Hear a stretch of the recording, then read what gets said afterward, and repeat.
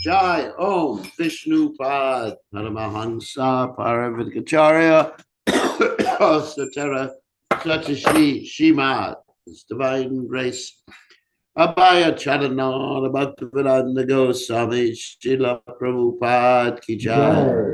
ISKCON founder Acharya Srila Prabhupada Ki Jai. Ananda Goti Vaishnava Vrinda Ki Jai. Namacharya Shridas Thakur Ki Jai. Prem Se Kaho Sri Krishna Chaitanya Prabhu Nityananda Shri Advaita Gadadhar Shri Vasili Gaur Bhaktivinoda Ki Jai. Shri Shri Radhakrishna Gopi Gopinath Sayam Mukunda Radhakunda Gidio Radha Ki Jai. Vrindavanam Ki Jai. Mathura Ki Jai. Jagannath Swami Ki Jai. Himanamai Ki Jai. Shrimati Tulasi Devi Ki Jai. Samaveda Bhakta Vrinda Ki Jai. Gaur Premananda. All glories to the assembled devotees. All glories to the assembled devotees. All glories to the assembled devotees.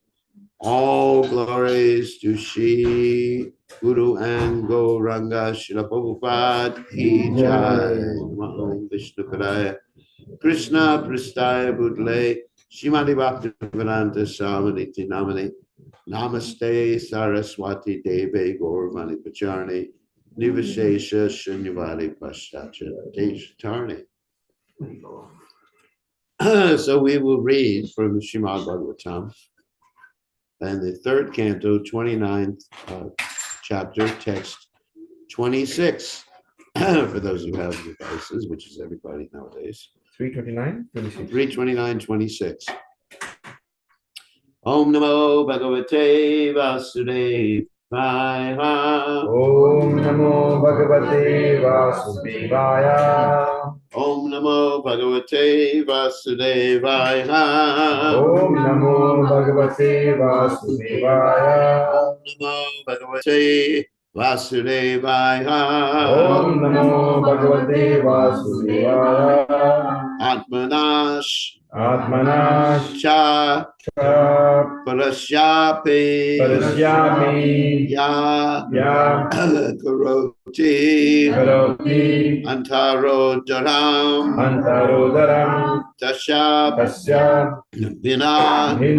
Drisho Mrityur Vidate Vayam Ubanam Atmanasya Parasyapi Ya Karotyanturodaram Tasya Vina Drisho Mrityur Vidade Vayam Ulbanam Atmanasya Parasyapi Ya Karotyanturodaram Tasya Vina Drisho Mrityur Vidade Vayam Ulbanam Atmanasya Parasyapi Ya Karotyanturodaram Tasya Vina Drisho Mrityur Vidade Vayam Ulbanam Atmanasya Parasyapi Ya Karotyantarodaram Tasya Bhinna Drisho Mrityur Vidade Bhayam Ulbanam Atmanasya Parasyapi Ya Karotyantarodaram Tasya Bhinna Drisho Mrityur Vidade Bhayam Ulbanam. Ladies. Atmanascha parasyapi Atmanascha parasyapi ya karoti antarodaram ya karotyantarodaram tasya vinna drisho mrityu tasya vinadrisho mrityur vidate bhayam ulganam vidite bhayabhayamulbanam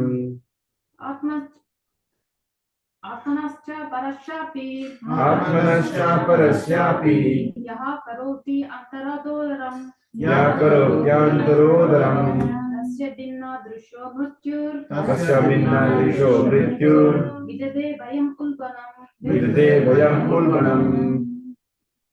Okay, just another word about vowels and consonants. For those of you who don't know, that when you have, so a vowel, everybody knows what a vowel is? No, you know, A, E, I, O, U, Yes. sometimes what.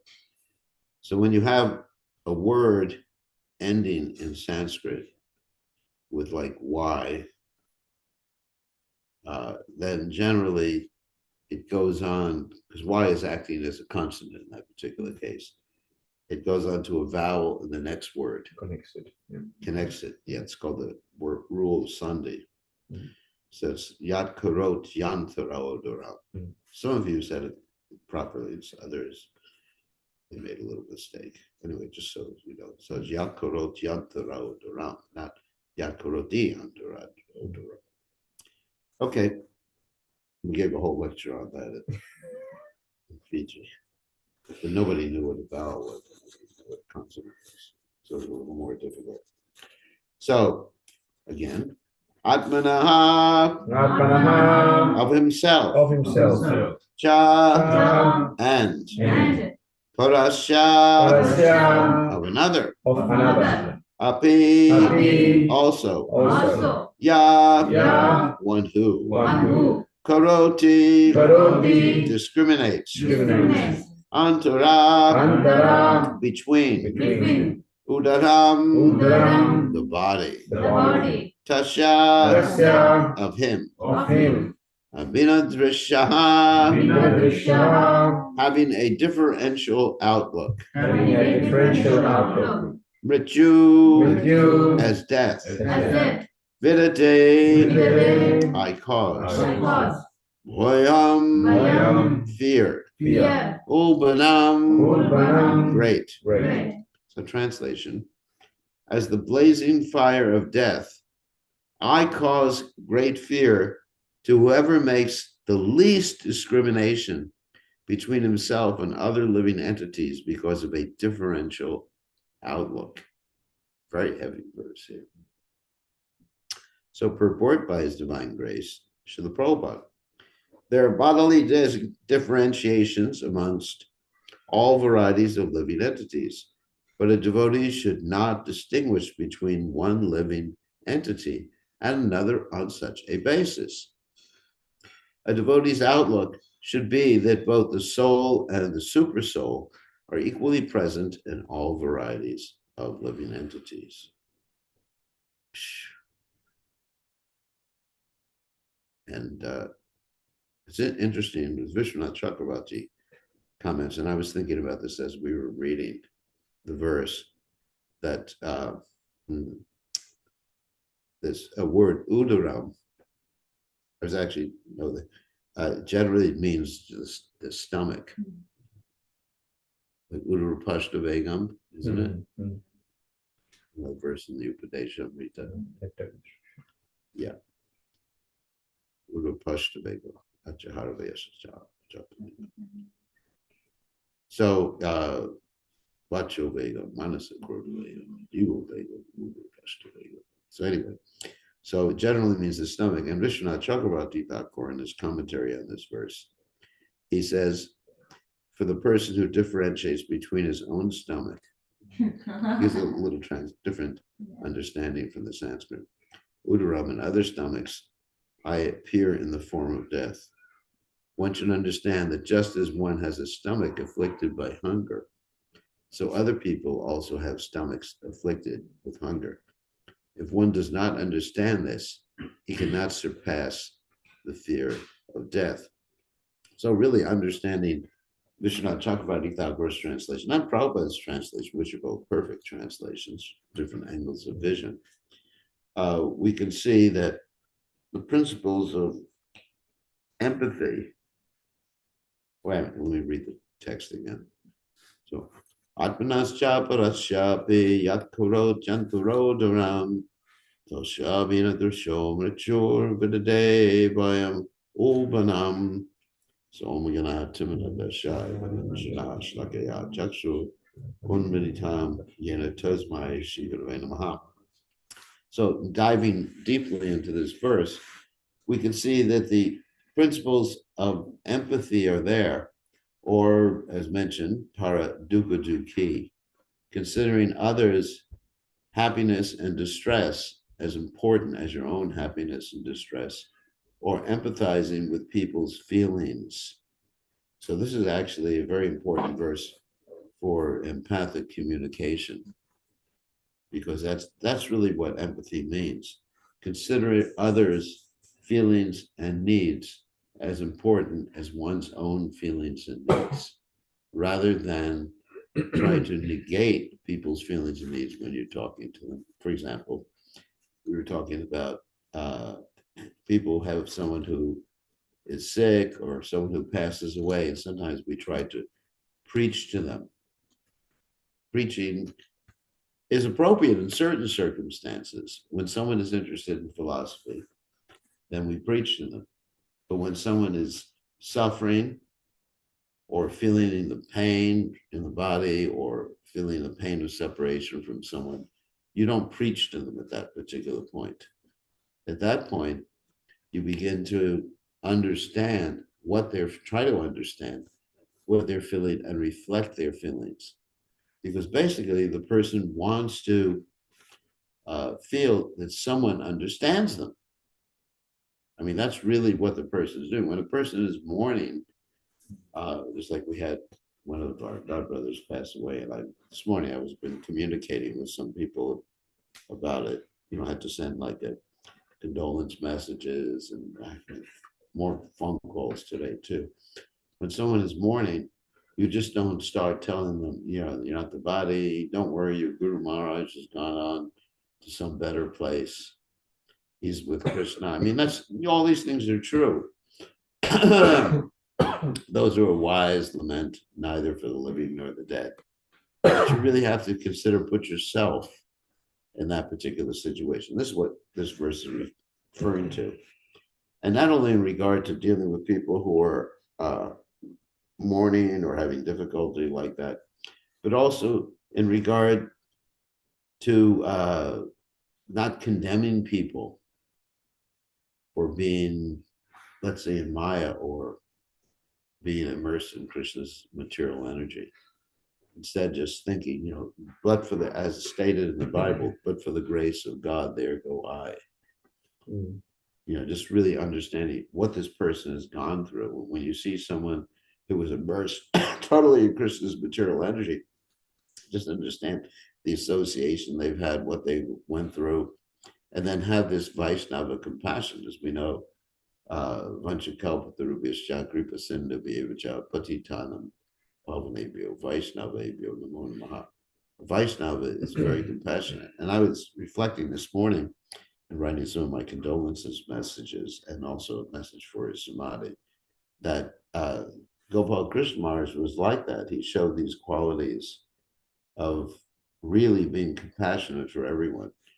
My remembrance is that whenever there was anyone who needed some help in any way, even though he had such an exalted position with so many hundreds or not hundreds, but tens of thousands or hundreds of thousands of disciples and followers, he would pay special attention to taking care of the devotees, making sure that they had adequate transportation, adequate housing, adequate food, even for the simplest of devotees, not just like for me, people who are more puffed up like me, but for the very simple devotees, Gopal Krishna Maharaj would take care of. And so this shows his position, which is the opposite of what this verse is talking about, that someone who is not like that, Krishna causes the fear of death. So anyway, So these are some of the points I'd like to make. Does anyone have any questions about this? Yes, Gurudev. With the question on empathy side of it, Yeah, let's say some really bad event has happened, person is like in that state. yeah. You, how, what to say then? Like, if not, like Jana saying, putting Jana there and all that is only counted. No, I'm all right.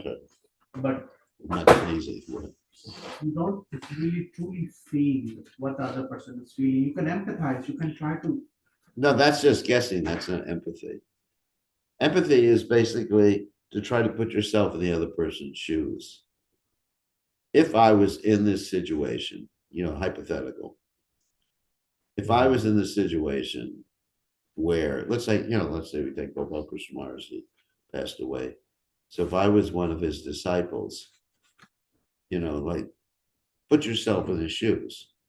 How would I feel? And then, of course, you don't tell the person like that I am putting myself in your shoes, how would I feel? But you enter into that particular mood. That's real empathy. And when you enter into that mood, you begin to understand the person.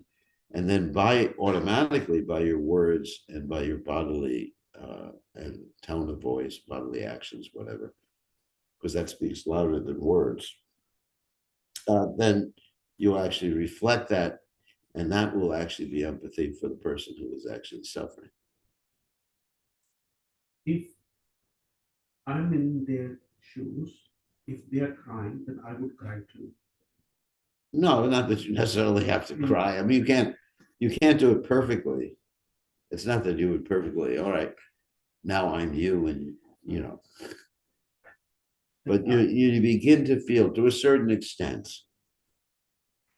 How would you reflect back? Like, what would you like? Wouldn't that cause more suffering?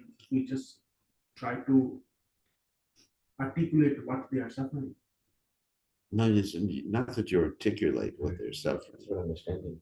You have the understanding, and just with your eyes. Generally, you don't need to say too much, but you don't say things like "I'm really sorry" because that's about you. I'm really sorry that so has passed away. That's about you. It's not about them. You say it's really, compassion or empathy would be, it's really intense. Something like that. Then the person is experiencing that intensity. It's not that you start crying along with the person. Let's just try to how would you Try to understand in a very deep way, not simply guess. Of course, guessing is better than nothing, but try to understand the person's feelings and needs. What is this person feeling? There's a certain amount of intellectuality in dealing with it too. Like this person, of course, is feeling like desolate. Not just the word sad. Sad doesn't mean anything. It's just like, it's not a neutral word, but it doesn't have any content to it. Desolate. Develop a vocabulary, a very large vocabulary of feelings. Why is this person feeling desolate? Because they're feeling desolate, vacant, like their life is just over. There's no purpose to their life. You could just in your mind verbalize it. And when you do that, then you can begin to understand. Do that in your mind, and then what comes out of your mouth will be a natural thing. You don't have to really plan it out too much. This person is feeling this because of that. They have a need for that shelter, let's say with, dealing with the disciples of Gopal Krishna Maharaj, for example, and just keeping it very current, it's that they feel they've lost their shelter. Like you can emphasize, like, how do you feel? How would you feel? Or how did you feel when you lost your father? Or you lost your uncle or someone who was very close to you? So we've all had those experiences. I mean, of course, I've had that experience losing Prabhupada, and also my father, but actually more so to losing Prabhupada. And so then I can really understand. I've gone through that experience, so put myself in those shoes, those same emotions, and it's just like it's devastating. That someone, someone who is so dear, a guide, an inspiration, an example for my life, is no longer there. I can no longer, and of course, from my own perspective, feeling separation from Gopal Krishna Maharaj, I mean, just for myself, it's not that particular mood that, he's my guide, my inspiration, and everything like that, but it's more of a friendly mood. Someone who you remember sitting next to in the GBC meeting, someone who was very humble in serving the devotees, someone who gave good advice. I mean, it's just like, wow, I really will miss him. So, in other words, dealing with different people, put yourself into different, let's say, in their shoes. And it's different how you respond. It's not only, I feel sad because that's about you, it's about them. How does this person feel? And what needs did that, departure of that person, or what the presence of the person, what need do they fulfill? What need will be lacking right now because of the departure of that person? And that way you can actually be truly empathic. So in other words, if someone is hungry, you should feel it as your hunger. This is what's being described here. Udaram, the stomach. Like if you see someone starving on the street, you shouldn't think just he's starving. You should think, wow, not that I'm starving, but that'd be a little too much. That would be almost insanity for you to be actually starving, but to understand what the feeling is, and then to make some adjustments so the person is no longer starving, like give them some prasadam and give them something to eat. Does that make sense? Yes. Yeah, it takes some it takes some practice and training to come to that point, to be able to, really try to understand this, but really don't give the person advice. That's the wrong thing for you to do. Okay. Other questions?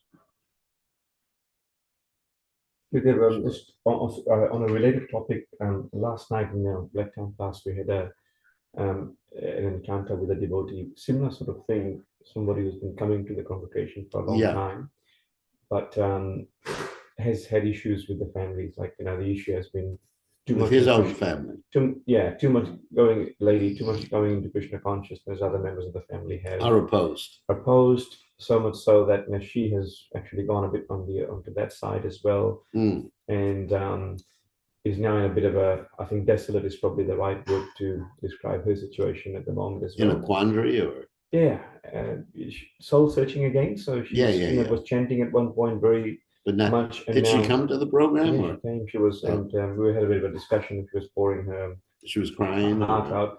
Wasn't quite crying, but we could see that a lot of emotions were there. And difficult position, like I was trying to empathize, but it was quite difficult. She had tried a lot of other paths as well, from Krishna consciousness. She went to search for other things. She did come though occasionally comes to the program as well. So so her dilemma was that the family was opposed, right? Yes, family has been opposed so much they've now gone towards other things like gambling and things like that, which blaming her for being too much into Krishna consciousness, and now have rebelled, if you like. So she had to sort of shift gears and go to their needs. Right. Which has hampered her spiritual progress. So this was in front of everybody? She brought this out? Yeah. We had a bit of a sort of a circular discussion around how people were experiencing things, and wow. Yeah. And so maybe you want to speak to her privately. Yeah, I was thinking I was looking for some advice. I think, first of all, don't deal with it in a public situation like that. Excuse me. Speak to her privately, or, two or three people speaking to her. And then basically, I would just say, It's really difficult, just reflecting. She Mm. wants to be heard. So basically, she was bringing it up because she wants to be understood. She's not really looking for advice, even though it may appear that she's looking for advice. But she actually wants to communicate and have someone understand her situation. This is her need at that point. And so you need to sit down with her and say, basically reflect, like, it's very difficult what you're going through with all this opposition, and actually feel while you're talking to her what it would be like if you had to have that opposition. Like Brother Saki. Yeah. Said, don't you chant anymore. Yeah. We've had enough chanting. Don't go to see that Guru Dave anymore. Guru Dave anymore. He's interfering with our material life. He's ruined our life for us. He used to have such a nice daughter. Such a nice.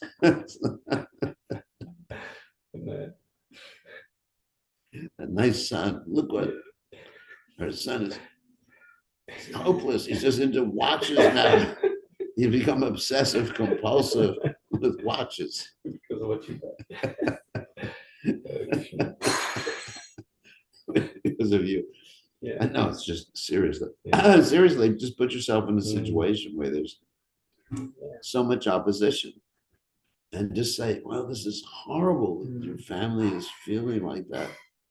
It's a real struggle. And you're trying to find out the absolute truth. And every step you're being stopped. When she hears that, oh my God, people understand me. Because her family, the real need is understanding. Yes. In this particular case. Because the family doesn't understand her. Yeah. They could care less about her. They're treating her just like an instrument for their own sense gratification. I said exactly that. I wouldn't say that. Yeah. Unfortunately, I did. No. But I think You don't right. get it. Yeah. You don't want to go criticizing the family. That's Okay. That's judgment. That's judgment right there. It's probably one of the worst things you can do. I mean, I generalized it, but I said, how we shouldn't use each other for our own sense gratification. But I think the message all right, but it's just like, address her needs, not what the family is doing bad. That you have, you really need people to understand what you really want in life. What your goal in life is. So that's empathy. You put yourself, in others' stomachs, like, or others' point of view. What she's going through personally, her own needs. Because otherwise, if we deal with other people's actions, then it leads to blaming and denial for taking responsibility. You're trying to indirectly encourage her to take responsibility for her own needs. And she's the one who needs to make the decisions. Yeah, you don't want to indicate to her that her family's a bunch of demons who are trying to stop her from being Christian conscious. It's that she has a need. Her need, also her need of autonomy is being interfered with. So you go through in your mind the list of needs. And it's a need for autonomy, the need for understanding. Basically, the need for understanding is most important in this case. And the need for autonomy, and the need to understand the purpose of life. And all these needs are being interfered with. And so it's terrible that you can't really undergo, I would say to you can't really undergo the search for your purpose in life like you'd like to. It's such an important search. So that's addressing that need. And then addressing her need for making her own choices. We need to make our own choices in life. Just simple things like that. And she would really she'd really, really appreciate that. Then she'll just drop her family off. Because here's people who appreciate us. Here's my real family, the Krishna conscious devotees. And then, but then it's up to her to Of act in course. whatever way she wants to act. But that would give her the strength to deal with the situation. Okay? Yeah. I can relate to what Abhijit Prabhu said. In my group, I have like 30 or 40 students. Mhm. Half of them has either broken family problem, drinking problem, or from drug background. And they're all These are Western people or? a little Western, a lot of them either Nepalese or Indian background. Right. Indian And- background, they have yeah. those problems. Yeah. To Amazing. my surprise, a lot of Indian young kids that come here to study, they get into drugs. And I've actually seen, yes, the need to listen, they just need to be listened to. Yeah, to be heard. accepted. Yeah, to be to heard. be heard. But it can be really draining, especially for me. But then, a lot of them that have actually yesterday was a certificate ceremony for my students, but I couldn't attend. I was here. And a lot of them, they were saying, someone told me that they were saying that how they accepted and started doing 16 rounds is because they feel like that they've been listened to, Listened to and accepted, yeah. accepted in there. And they were saying that I never impose anything to them. They Yeah. went around and people were saying, no, you gotta live this way, Krishna consciousness this way, and then you gotta, stop eating meat and all that. But I never say anybody No, to you- stop that. I said you start chanting and attend classes. And then, but I would spend a lot of time counseling separately, even though like I'm so busy. I'm probably the most busiest person on the planet, as Yeah. people say, right? But I've actually spent a lot of time separately in understanding, listening to each and every individual. Some people late in the night always have text messages. This morning I woke up, so many people's text messages again, and then so I've actually I can relate to that. I've actually realized it's not so much that people has problems. Everybody has problems. There is something cause. Right. Yeah, there's actually deep core, cause the core of things, right? That has to be seen. But then they will come to you. They'll say something else, and as the problem. And then most of the time, people don't really know what the problem is actually, But so I would listen to everybody, and I would always ask them what do they feel like, what do they really want, like that, and then how they like it. And then That's again, good. I'll say that look, there's an easier way. The solution to every problem is start chanting, attend classes, come have fun, we sing and dance. Sometimes, like I don't really say to everybody, come attend Aarti or come to or attend a Bhagavatam class. It depends on some people.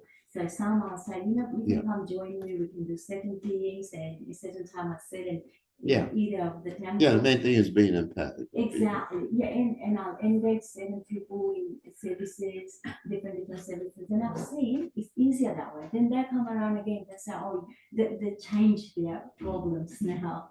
So, and it's easier for me in that way because I'm way too busy to sit down and then listen to everybody's problem. And most of the time people blaming each other. And I never like to say, yeah, your husband is a problem, your mom and dad is a problem. So, and I never want to be in, between a couple as well. Same thing, their husband. Most of the people either like they're abused as well, or abused by the parents, or a husband, like that. Yeah, and then what happened? I've seen it, even husband starts coming, the son starts coming into Krishna consciousness. So I've seen that over the years like this. Very nice. Yeah. Very nice. Thank you for doing that. Thank you for sharing that. Okay, anybody have anything else? Anything else? I think we'll end a little early. So I've been up dealing with all this condolences. Making videos for everybody. What's that? Yeah. The whole ceremony's online. Yeah, I was watching that. Well, they were in Delhi, and then they're going to go to Vrindavan for the Samadhi ceremony later on. Yeah, a lot of people were flying to India just for that. I have a lot of my friends who were his disciples. They just flew to India. That's also why we couldn't reach Gormani yesterday, because her husband's a disciple of Gopal Krishna Maharaj. So they were on the way to Delhi for the whole program. Of course. Yeah, it's a big shock, but it's inevitable. It's very hard to understand sometimes these things. I mean, it's hard because not only does one deny that oneself is going to pass away, but you also deny that your friends, pass away, isn't it? Honey, honey, bhutani gachanti malayam. The most amazing thing is that we see everybody die. We think we're not going to. And also, I can extend that people we were associated with, we don't conceive that they could not be there one day, isn't it? You're just like, what? It's like a piece of when someone who you're very close to passed away, it's like a piece of your heart or piece of your life suddenly disappears. Like, oh my God, what happened to my arm? Yeah. You wake up and your arm is amputated. It's like, oh my God. I mean, how do you picture life without your hand, without your arm? It's like that, especially, close friends. Like Gopal Krishna is a close friend of mine. It's just like, As you said, Maharaj, I mean, like someone who's so close. I mean, like listening to his, like last year's Vyaspuja offering. I mean, like ordinary people. Like he knew their family situation. Just, I mean, he was photogenic person. I mean, like he knew everyone's situation, and he used to. I mean, people were so. I mean, that's as you said before. That's when like you have more and more relationship with the guru. yeah, I mean, he really, he knew people, and he never criticized any Vaishnava. Wow. You never heard a negative word from his mouth. I mean, it's amazing. Serving the Vaishnavas, opening up temples, arranging for the distribution of books, never criticizing Vaishnava. I mean, he's a special personality. He was born in 1944, so he was like 5 years older than me. So he had, full life. Full life. In the final years, he had Parkinson's disease, had heart problem and everything like that. But he still went on opening up temples, traveling extensively all over India by road. He had a special vehicle, a van set up for his travel. So he would travel from one temple to another, and he opened up innumerable temples. I mean, Delhi, how many temples are there in Delhi? Must be about like 7 or 8 temples in Delhi, just the Delhi area alone. What to speak of all over UP, especially in UP. UP and Punjab. Wow. Those 2 states he actually concentrated on. Okay, and that note, we will see everybody later. We have to do our deity worship. Thank you. All glories to Srila Prabhupada.